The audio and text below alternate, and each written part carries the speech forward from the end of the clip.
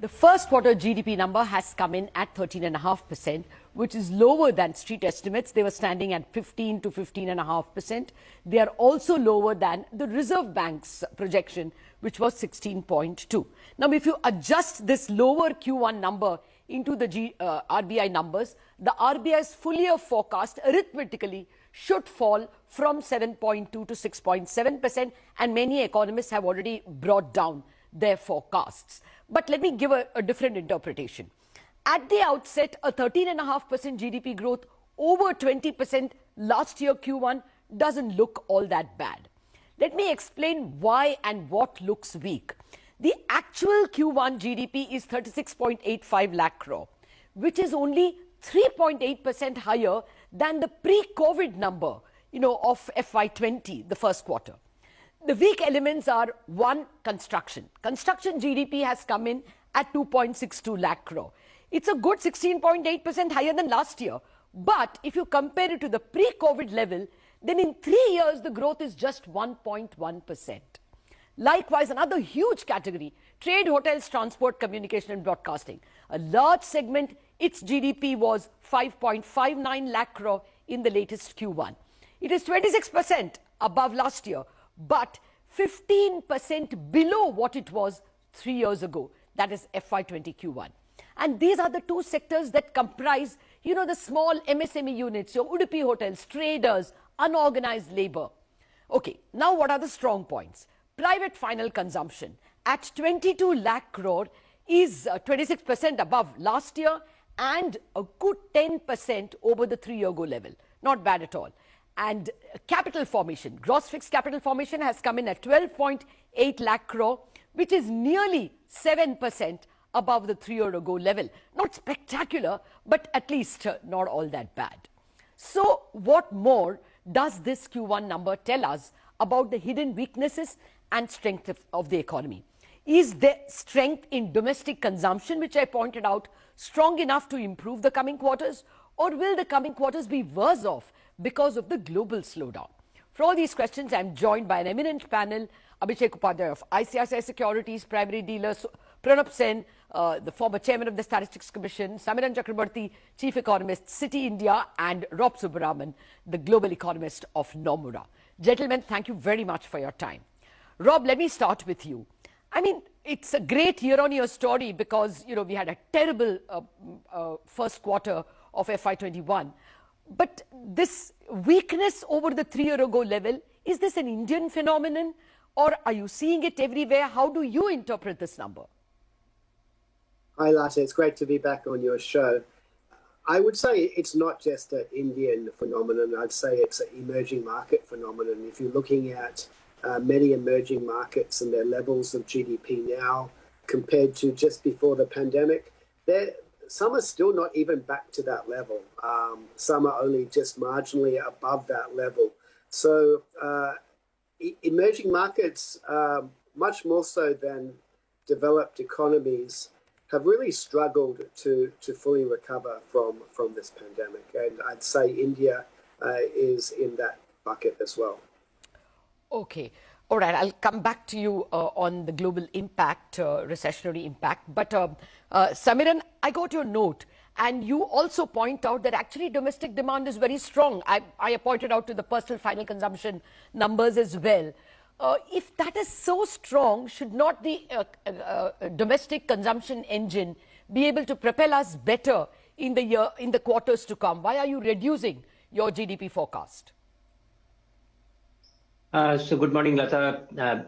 Actually, most of our GDP growth forecast revision is simply a arithmetic exercise because the first quarter GDP came in much weaker than what we were expecting. So we had to adjust for it. If you look at our rest of the year forecast, we haven't changed those forecasts in a very big way, at least in a sequential momentum sense. And part of the reason simply is this hope that the pace of domestic growth momentum would continue in the latter part of the year. Obviously, the big hit for the first quarter GDP was the almost minus 600 basis point impact that came from net exports. And to what extent current account deficit moderates in the latter part of the year and this headwind becomes lesser, is going to be critical. If we believe that some of these headwinds remain very strong, then even this 6.7% forecast that we have for the full year, there could be downside risk to that number as well. Oh, okay. Now that opens a new line of thinking. There are a lot of people. We just have Moody's cutting down growth rates of both global economy, emerging markets, India, US, just about every economy. Dr. Sen, I was pointing out to construction and trade, the large sectors which represent the lower part of the economy, doing so terribly. What is your interpretation? Can that hold back overall growth? Or can this strong consumption of the upper part of the economy continue to propel us? The consumption pattern is skewed, and that can propel us for a while, but it's not sustainable in the medium term. The question is, how long is the medium term that we are talking about? If we are talking about the next couple of quarters, we may still be okay, but I think after that we should start expecting a falling off until and unless we start seeing a very, very strong response in construction and in the trade, hotels and restaurants sector, which, as you said, are very large sectors for employment. But having said that, I think there was a little bit of exuberance in the projections that were made earlier. Okay. If you recall, I've been saying that we should be expecting around 6.5% with a downside risk. And that seems to be coming true. I'm not claiming credit for this. It's bad news, but we really should be cautious about sort of over projecting what the Indian economy is doing. And we haven't yet factored in what is going to be the effects of the tightening of monetary policy. Yes. At the moment, it doesn't seem to have had much effect. But sooner or later, it will. I take your point, sir, and that is going to be my next set of questions. But before that, one more question to you, Abhishek. Any other points from the GDP that we have not yet discussed? And particularly, I wanted your view on, government, whether it can make a difference. Government final consumption expenditure has hardly grown. It's somehow not gelling with the fiscal data we got. It looks like the expenditure is not bad at all. But do you think those are factors that can propel, like construction, capex, whether any of these can give us an upside surprise? Well, so the main reason for downward surprise compared to our forecast, which was close to RBI, was the industrial sector performance. So manufacturing, mining sector, the growth pickup in those segments was much weaker compared to what you would expect based on data such as IIP.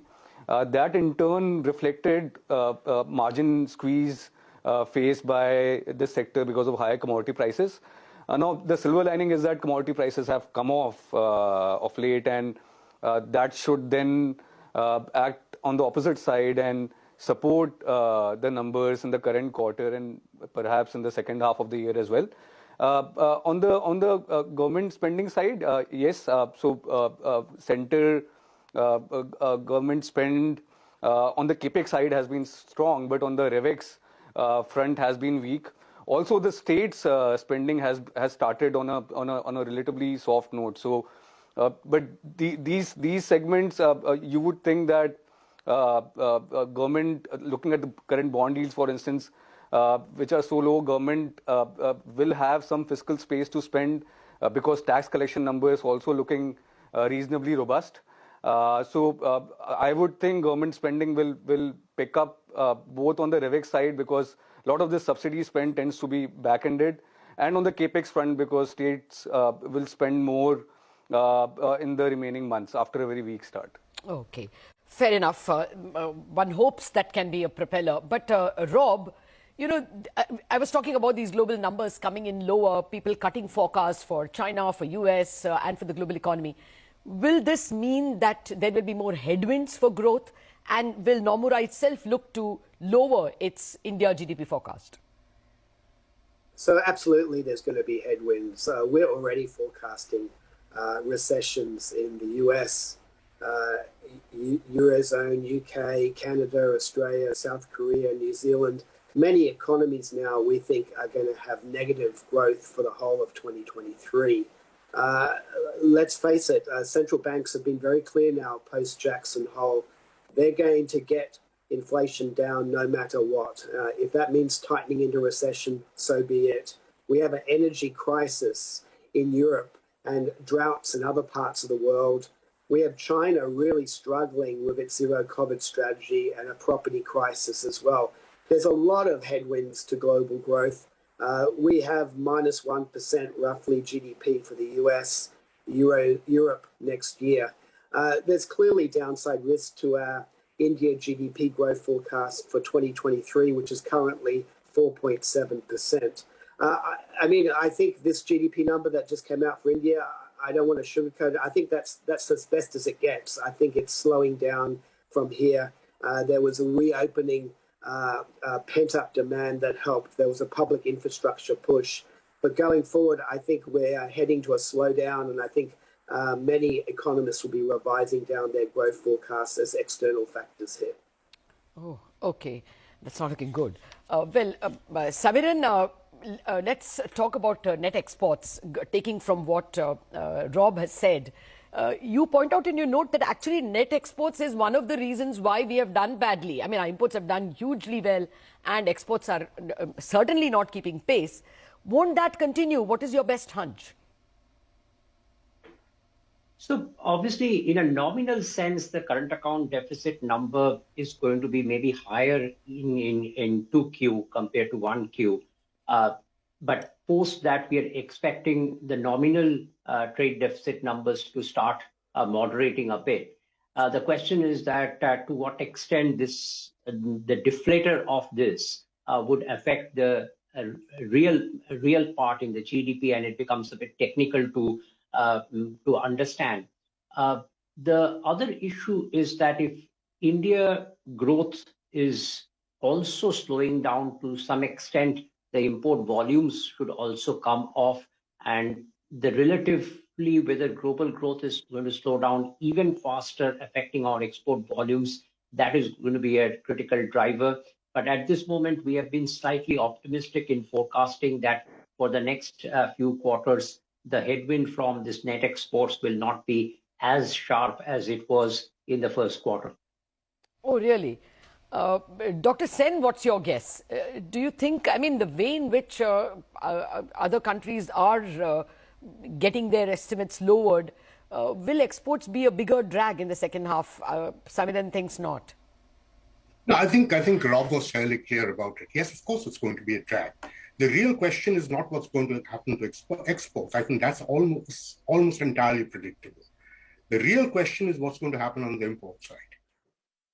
And the thing is that if we are expecting the overall growth rate to be, even if it's slightly sub 7%, what gives us to think that import growth will come off? I mean, other than the pricing of the commodities. The sense that I have is that we have entered a consumption growth pattern which is import intensive.